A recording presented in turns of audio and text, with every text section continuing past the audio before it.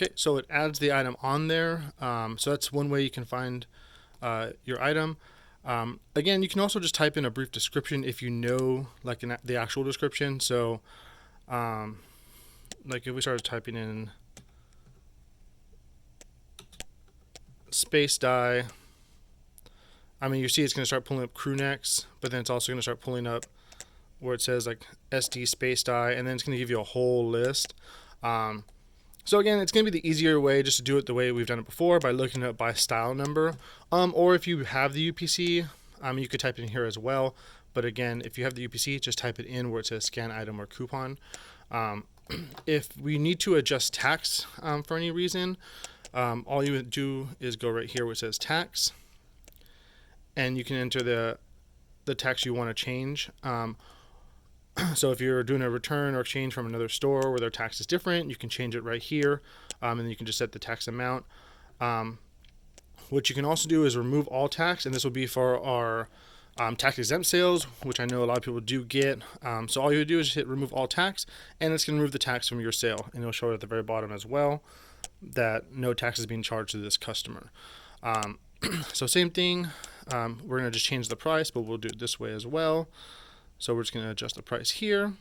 We're going to specify a new unit price, $32.99 for this watch, flash promotion, and we're going to save. Then we're just going to tender this out.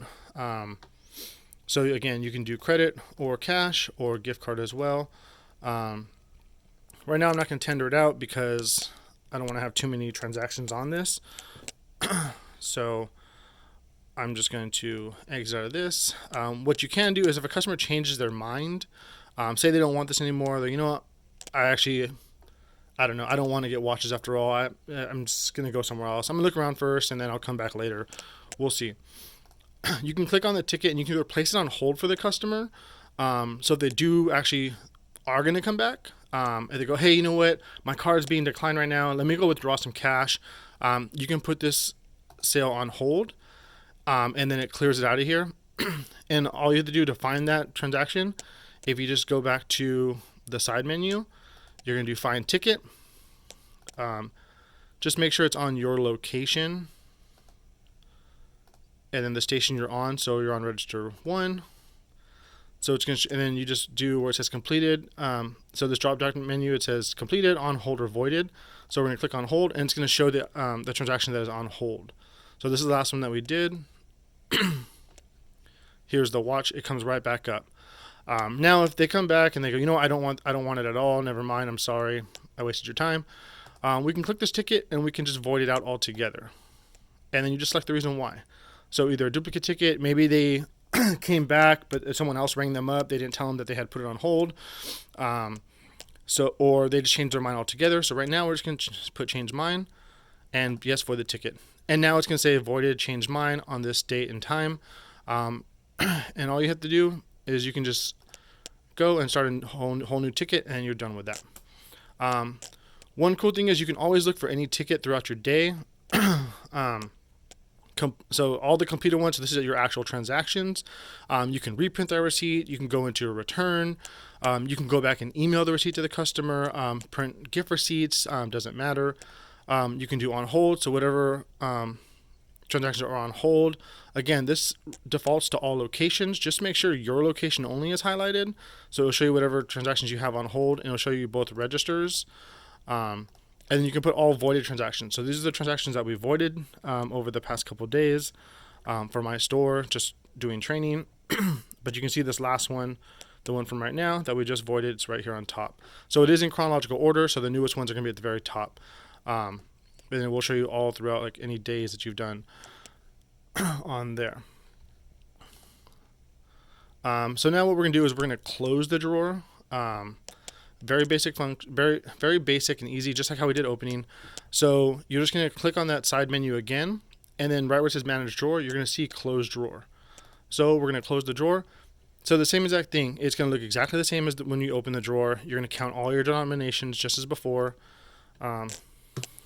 I should be at 200 still. Confirm. So It is going to show you how much cash you're leaving in the drawer. Checks we do not do, so it's not. This will always be 0, and that's going to enter the total dollar amount of bills and coins you remove from the drawer. So if there is actual cash taken in, like it's a normal day, it will tell you how much money you're supposed to be taking out to balance it back out at 200. So which means is you have to just type in whatever amount it tells you to do. So if your deposit was, let's say, $2,450, so obviously like it's showing me that I'm taking out too much money because I'm leaving my float at $200. So obviously like this doesn't work right now because I didn't have a normal day.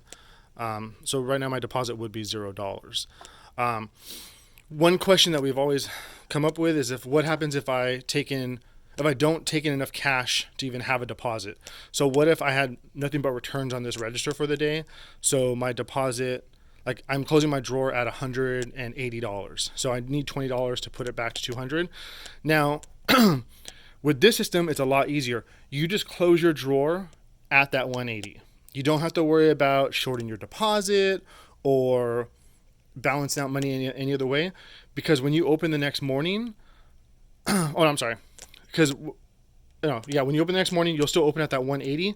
But as you're taking cash throughout the day, when you do your deposit at night, it's going to tell you the amount you're going to remove, but it's going to make sure you're still balanced at $200.